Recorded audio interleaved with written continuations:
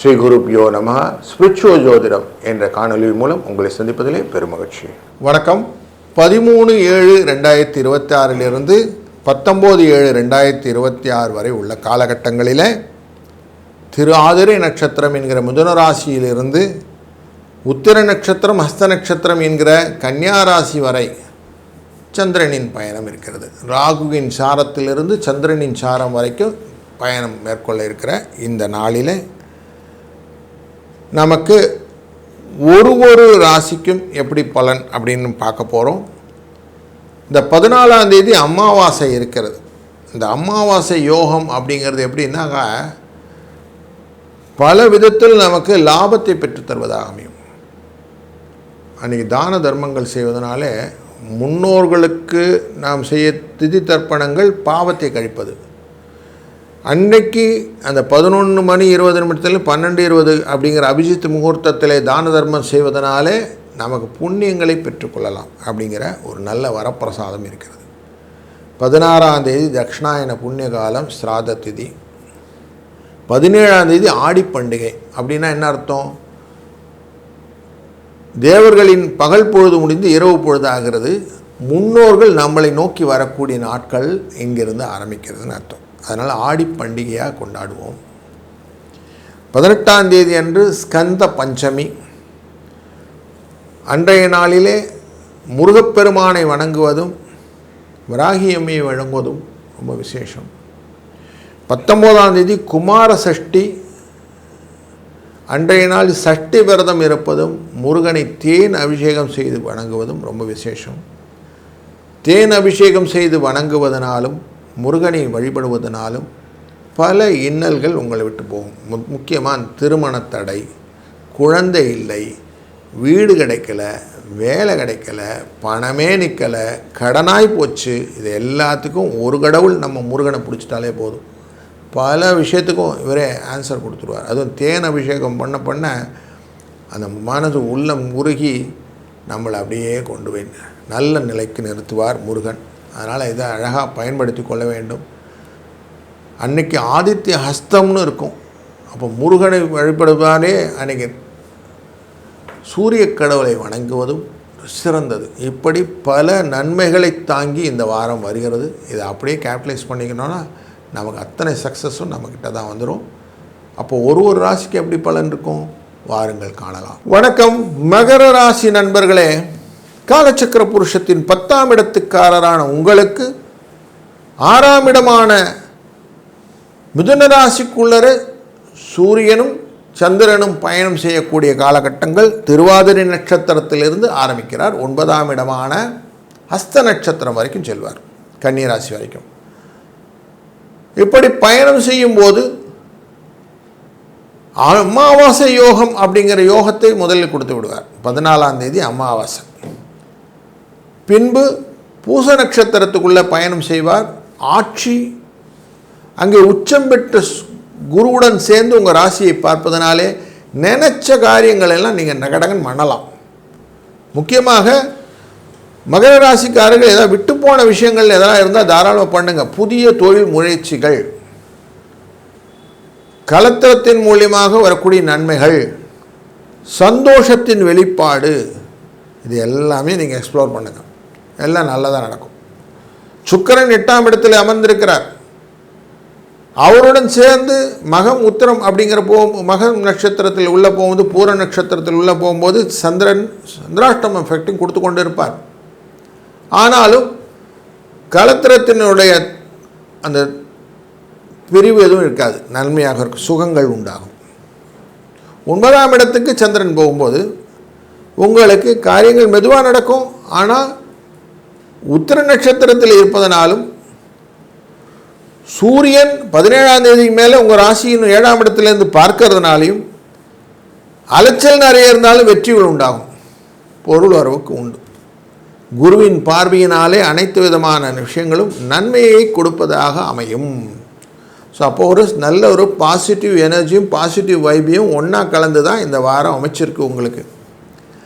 தனக்காரனான இந்த குரு தன் பார்வையை உங்கள் ராசிநாதன் மேலே வைத்து கொண்டிருப்பது எக்ஸ்ட்ரா செலவு இருக்கும், ஆனாலும் மேக்கப் பண்ணுற மாதிரி எதான ஒரு இடத்துல உங்களுக்கு டியூன்டு மணி வந்துடும். அதனால் தைரியமாக இருக்கலாம். புதனின் வக்கரகதி, வக்கர நிவர்த்தி இதெல்லாம் இருக்க போகிறது. இந்த வக்கரகதியினால் வரக்கூடிய சூழ்நிலையில் புத்தி தடுமாற்றங்கள் வரும்போது கொஞ்சம் அமைதியாக இருங்க. அவசரப்பட்டு எந்த காரியம் செய்யாமல் கொஞ்சம் பார்த்து செஞ்சிங்கன்னா நல்லது. மற்றபடி இந்த வாரத்தில் முருகனின் வழிபாடு ரொம்ப முக்கியமானதாகிறது. முன்னோர்களை வழிபாடக்கூடிய அந்த அமாவாசை யோகம் முக்கியமானதாகிறது. இதெல்லாம் பண்ணிகிட்டே வந்தோன்னா கஷ்டங்களே இல்லாமல் நிம்மதியாக ஒரு ஃப்ளோட்டிங் ஃபைட்டு கொடுக்கும். இந்த வாரத்தில் குறிப்பாக கடனெல்லாம் அடைக்கலாம். கடன் அடைக்கிறதுக்கான வாய்ப்புகள், கொடுக்கல் வாங்கலில் இருந்த சிக்கல்கள் தீர்வதற்கான வாய்ப்புகள் இதெல்லாம் இருக்குது. அதனால் இதெல்லாமே இறைவனருளாலே உங்களுக்கு சிறப்பாக அமையட்டும். வணக்கம் கும்பராசி நண்பர்களே. காலச்சக்கர புருஷத்தின் லாபஸ்தானத்துக்குரியவரான உங்களுக்கு 5ஆம் இடத்திலே திருவாதிரை நட்சத்திரத்திலே சந்திரனின் பயணம் ஆரம்பித்து அஷ்டமம் என்கிற கன்னிராசி வரை செல்ல இருக்கிறார். அப்படி செல்லக்கூடிய இந்த காலகட்டங்களிலே உங்களுடைய வாழ்க்கையிலே முக்கியமான நிகழ்வுகள் நிறைய இந்த வாரத்தில் இருக்குது. முக்கியமாக கொடுக்கல் வாங்கலில் இருந்த சிக்கல்கள் கொஞ்சம் தீரும். கொடுத்த பணம் திரும்பி வருவதற்கான வாய்ப்புகள் உண்டு. வீண் செலவுகள் குறைவதற்கான வாய்ப்புகளும், எண்ணம் போல் வாழ்வு அப்படிங்கிற எண்ணத்தில் உங்களுக்கு என்னென்ன ஐடியாஸ் இருக்கோ அதெல்லாம் நிறைவாகக்கூடிய சூழ்நிலையும், முயற்சிகளிலே பல புதிய முன்னேற்றங்களும் படிப்படியான வளர்ச்சிகளும் இந்த வாரத்திலே நீங்கள் காணலாம். சூரியன் 5ஆம் இடத்திலிருந்து 6ஆம் இடமான கடகராசிக்குள்ள செல்ல இருக்கிறார். ஆடி மாதமான 17ஆம் தேதி அங்கே குருநாதனுடன் சேர்ந்து இருக்கிறதுனால உங்களுக்கு வரக்கூடிய லாபங்களை, செலவுகளை குறைத்து லாபங்களை பெருக்கக்கூடிய சூழ்நிலையும் காட்டுவார். தனகாரகனான இவர் பார்வை 2ஆம் இடத்திலே படுவதனாலே குடும்பத்திலே சுபட்சமான நிகழ்வுகளை நடத்தி கொடுப்பார். கவலைகள் இருக்கும், ஆனால் ஓவர் கம் பண்ணி வந்துடுவீங்க. ஆரோக்கிய குறைபாடை மேம்படுத்தி கொள்ளக்கூடிய வாய்ப்புகள் உண்டு. இந்த சந்திர அஷ்டமம் அப்படிங்கிற அஸ்த நட்சத்திரத்துக்குள்ளே செல்லக்கூடிய காலகட்டங்கள் மட்டும் கொஞ்சம் ஜாக்கிரதையாக இருந்துக்கணும். மற்றபடி கம்ஃபர்ட் ஜோன் நிறைய நல்லா இருக்கிற மாதிரி தான் இந்த வாரம் உங்களுடைய சார்ட் சொல்லுது. அதனால் அது பெட்டராக இருக்குது அப்படின்னு எடுத்துக்கலாம். அமாவாசை யோகத்தில் செய்யக்கூடிய அந்த தான தர்மம், 17ஆம் தேதி ஆடி மாத பிறப்பில் செய்யக்கூடிய பண்டிகை விழாக்கள், 18ஆம் தேதி செய்யக்கூடிய ஸ்கந்த பஞ்சமி அன்று முருக வழிபாடு, குமார பஞ்சமி குமார சஷ்டி அன்று செய்யக்கூடிய ஞாயிற்றுக்கிழமை ஆதித்ய அஸ்தம் செய்து சூரியனை வணங்கி முருகனை வணங்குவது என்பதை போன்ற காரியங்களெல்லாம் செய்யும்போது நமக்கு வந்த கஷ்டம் அப்படியே போயிடும். நிம்மதி நிலைப்பாடாக நிற்கும். வெற்றி உங்கள் பக்கம் திரும்பும். அடுத்தடுத்த காரியங்கள் என்னென்ன செய்யணும் கிளியர் பிக்சர் கிடைச்சனாலே வாழ்க்கை முன்னேற்றத்துக்கு போயிடும். அப்படிங்கிற சூழ்நிலையை நீங்கள் ஏற்படுத்தி கொள்ள முடியும்.